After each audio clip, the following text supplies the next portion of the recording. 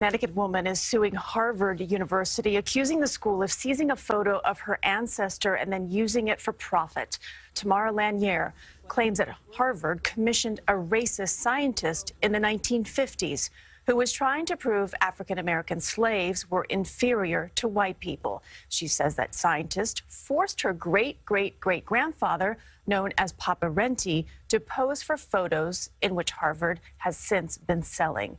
Lanier says that those 169-year-old photos are her family's property. This case is important because it will test the moral climate of this country and force this country to reckon with its long history of racism. And specifically, this case will force Harvard to look at their complicity as it relates to slavery. A spokesperson at Harvard told CBS 2 since the school has yet to be served the lawsuit, it is in no position to comment on today's ruling.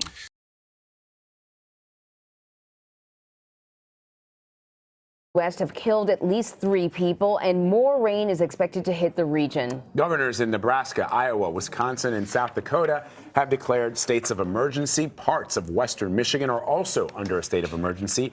Several other states face flood watches and warnings. So earlier on CBS 10 a.m., I spoke to Greg Goebel. He's the emergency management director for Otoe County in Nebraska, and he described the severity of the flooding there.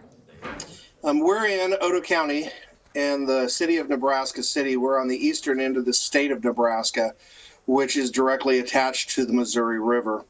Historically, in 2011, our highest flood level ever recorded was 28 feet above the floodplain, and this year we hit a 30.15-foot flood record. So it really spread out over the Iowa bottoms. As far as this side of the Missouri River, or my county, we had a lot of water on the end of our main street in Nebraska City, and it didn't really get into the city because we set about 30 foot above. But we fill a lot of the residual because of what it affects around us. So having the cities of Purcellville, the cities of Hamburg over in Iowa, which are only 5 and 10 miles away from us respectfully, all having to evacuate the livestock, the people, everything ends up coming towards Nebraska City and the state of Nebraska.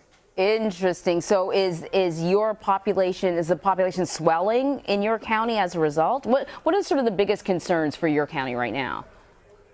The biggest concerns is 2 of the power plants that are located, one in my county respectfully and one county south of us. The population has not been a great influx, but there are several families moving over and staying in our communities, in our resources, as the waters are still high in their areas. So you know the Vice President, Mike Pence, toured Nebraska, and he pledged full support from the federal government, that there's going to be a swift response, an expedited response. What do you all really need from the federal government the most? In my area, we have 2 major thoroughfares. One is the State Highway number 2, and then we have another State Highway 75. 75 opened late yesterday afternoon, which was a blessing. It allows a lot of our commerce and a lot of our transient workers to be able to move back and forth. We have 2 large industries in Nebraska City. We have about 150 to 200 people that commute daily to places like up at Omaha, Council Bluffs.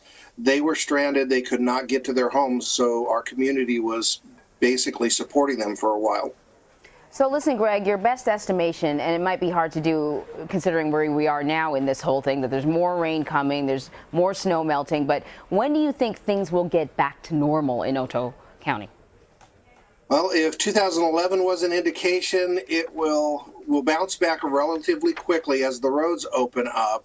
That's for the immediate need, but it will take months, if not longer, to get the infrastructure, the roads back to where they're safe and where we're 100%. And that's just down in my area, in my county. Looking at the state as a whole, there are places that are going to take 6 months, maybe a year or longer to get themselves back up to a normal operating process. Wow. Well, listen, Greg, I wish you all the most luck. I know you're going to need it, and I know you've been really, really busy, so I want to really thank you for taking time out of your day to talk to us.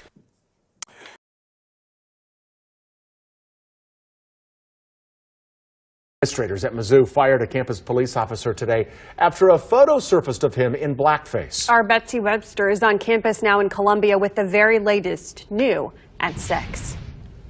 A university spokesman said he got a phone call late this morning about the photograph from a local news media organization. The Columbia Daily Tribune and the student faculty-run TV station in town both got the image of the officer, Marcus Justin Collins, dressed as 80s rapper Flava Flav, from a man who spotted it on social media.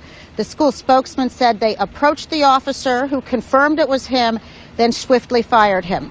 The spokesman said he did not know what year the photo was taken, but that it was sometime before Collins joined the MU Police Department.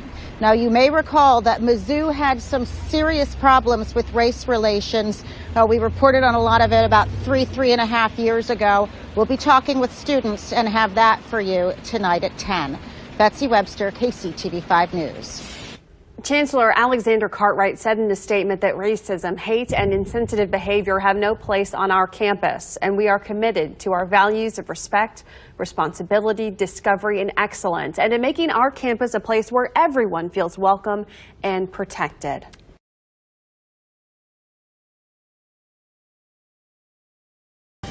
First up at 11 o'clock tonight, video of a former Hamden school employee going on a racist rant has gone viral. Now we are learning more about the emergency calls made to police. Hi, everybody. Thanks for joining us tonight. I'm Mark Zanini. And hi, everyone. I'm Erin Connolly. It is a story that has been generating a lot of attention tonight. And we do want to warn you, those 911 calls you're about to hear are disturbing. Channel 3 Eyewitness News reporter Matthew Campbell is live outside of the East Haven Shoprite where all of this started. Matthew. Yeah, Aaron and Mark, we're sharing these calls with you to provide more context. They were made after this woman returned home, and in them you're going to hear she is not apologetic. In fact, over and over again, she makes her views on other races very clear. Sit down! A racist tirade caught on camera. The woman, Corinne Tyrone, a Hamden school clerk, who resigned after the video went viral. Tonight, Eyewitness News obtained the 4 emergency calls Tyrone made after the incident. The first starts with her mistakenly calling Easton police.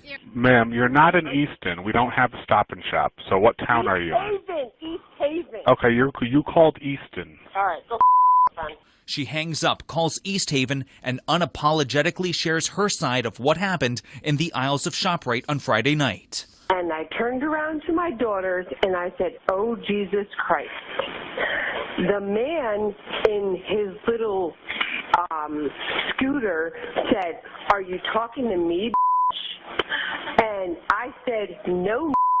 In the video, you see Tyrone spit. There was spitting going back and forth. He spit on the back of me, and I am pressing charges. My jacket is in the middle of the ShopRite parking lot because again, where are you? Spit on it with this dirty, disgusting, AIDS-infested. Tyrone is from New Haven, and East Haven police repeatedly tell her she needs to come back into town in order for their officers to investigate. She issues an ultimatum. Is it going to be a white person? Because I will not meet with the now. Tyrone says the incident happened in front of her 2 very young children, who we blurred in this video. You can see one girl leading the other away while their mother continues to verbally unload.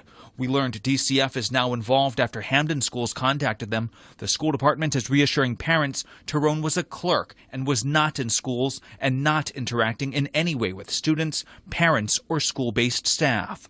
We tried to visit Tyrone at the New Haven address she gave police in the calls twice. No one answered.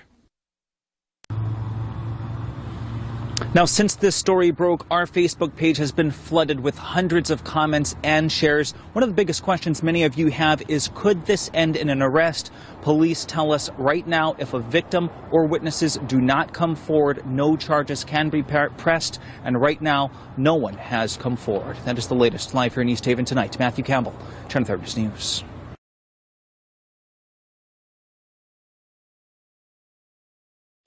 Therese Patricia Okoumo walked into court today, yet again making a statement, with her face taped and her jacket reading, "I really do care," on the back. Before sentencing could begin, the judge asked her to remove the tape. You may remember Okoumo gripping onto Lady Liberty on July 4th to protest Trump administration immigration policies and separation of families at the border. She scaled the statue for 3 hours, causing the evacuation of Liberty Island. She was later found guilty of trespassing, disorderly conduct, and interference with agency functions. Today, federal prosecutors requested at least 30 days in prison, 3 years probation. But no jail time. The judge denounced he considered all arguments, even went to the statue earlier this month to examine the area, saying he has no question she deliberately took action to put officers in danger, wrestling with if she'd do it again. Outside of court, she and her legal team spoke. I'm very happy that Ms. Okoumo is not going to jail. I'm very happy that Magistrate Judge Gorenstein is not going to be the first judge in American history to sentence somebody to jail for protests undertaken on the Statue of Liberty.